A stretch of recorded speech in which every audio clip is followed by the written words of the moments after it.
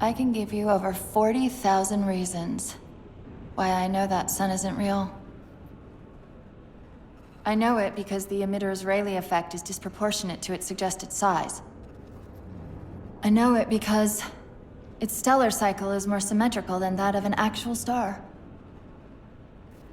But for all that, I'll never actually know if it looks real.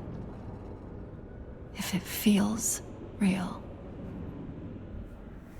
I can't imagine the pressure that 343 felt to continue Halo, and not just a side story or a prequel, but to continue the main series. Halo is different than most first-person shooter franchises. People care about the story, and the campaign, and all aspects of the game. If Call of Duty or Battlefield have a bad campaign, or don't have one at all, not much of a deal is made about it. But Halo is different, at least in what I've seen. People care just as much about the story in Halo as they do the multiplayer. Some people more so, and I'm one of those people. I won't touch on the multiplayer much in this video. I've barely ever played it. I love Halo for the great campaign, story, and its world building. So Halo 4 had a lot to live up to. One of the most beloved franchises in gaming was in new hands. I've seen a lot of hate for this game online. People say it was the beginning of the end of Halo. While I definitely have some negative thoughts on Halo 5, when it comes to Halo 4, I think Halo 4 is actually really underrated. So let's talk about it.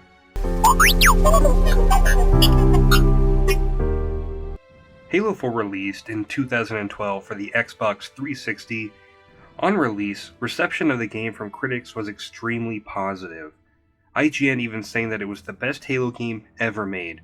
Ryan McCaffrey said in his review that Halo 4 is a bar-raising triumph for the first-person shooter game genre. But fan reception wasn't as favorable. It was pretty negative, and it's been very negative until recently. A lot of fans at the time were not a fan of the story. In recent years, though, it does seem like more people have been coming around to the idea that Halo 4 wasn't nearly as bad as some fans made it out to be. My first experience with Halo 4 wasn't in 2012. I actually didn't play Halo 4 until November 2014 when the Master Chief Collection released. Before playing Halo 4, I played Halos 1, 2, 3 on the collection, so I was primed and ready for Halo 4, a game that I honestly had no idea what it was about. And after I finished Halo 4, I was shocked. The end of the game had me tearing up and hyped more than ever for Halo 5, but Halo 5 is a story for a different video. I just replayed Halo 4, and I definitely have changed my opinion in some spots since the original playthrough, so let's start with the positives. I really love the story in this game. More so the story of Cortana and Master Chief. This is easily the most emotionally charged Halo game, and even replaying it again, I still got all teary-eyed at the end. Throughout the game, you see Cortana slowly degrading as she is fighting off rampancy, and it leads to some great scenes. I was put into service 8 years ago. AIs deteriorate after 7, Chief. Halsey, Chief. we need to find Halsey. Chief, please. She made you. She can fix you. I won't recover from rampancy, Chief. If we can just get back to Earth and find Halsey, she can fix this. Don't make a girl a promise you can't keep. And seeing Master Chief refuse an order like that, bro, it gives me chills every time. I'm ordering you to remove that AI's data chip and retire it for final dispensation. Give me that chip. The Didact has to be stopped. If you won't do that, I will.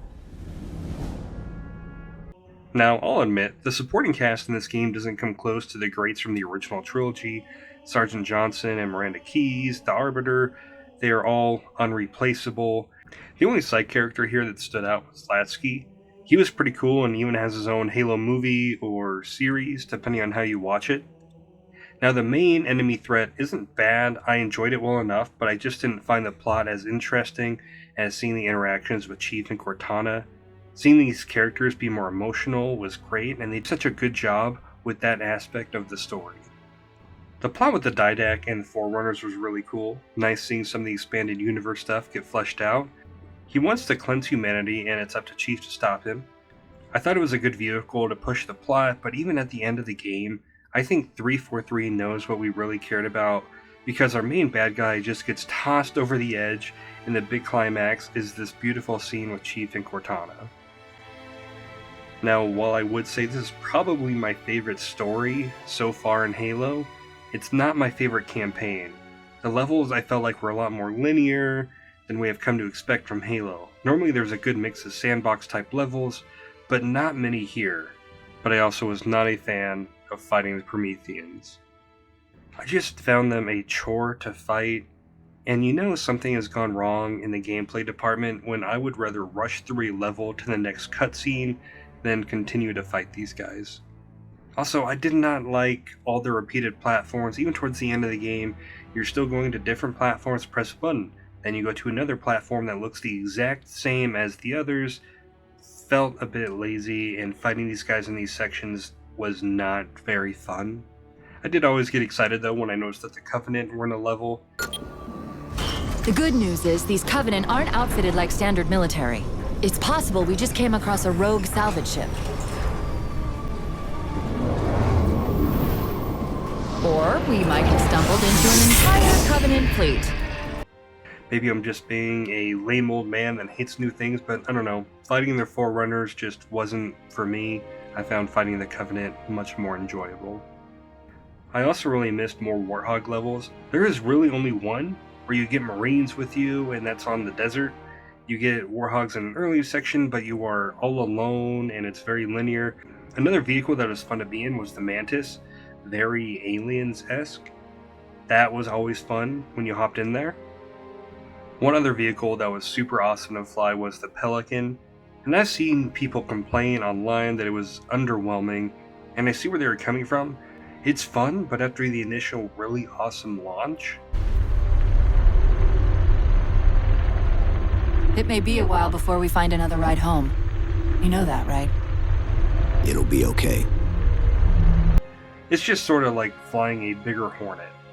I don't want to dwell on the negative side. Overall, I really like this game and enjoy most of Halo 4. And Halo 4 did what I always want from a good story. It made me care and become invested in these characters. I'll always love Halo 4 for its story and how it made me feel. And I'm glad that some people online anyway seem to be more open to liking this game now. Because without Halo 4 and loving this story so much, I wouldn't be the Halo fan I am now.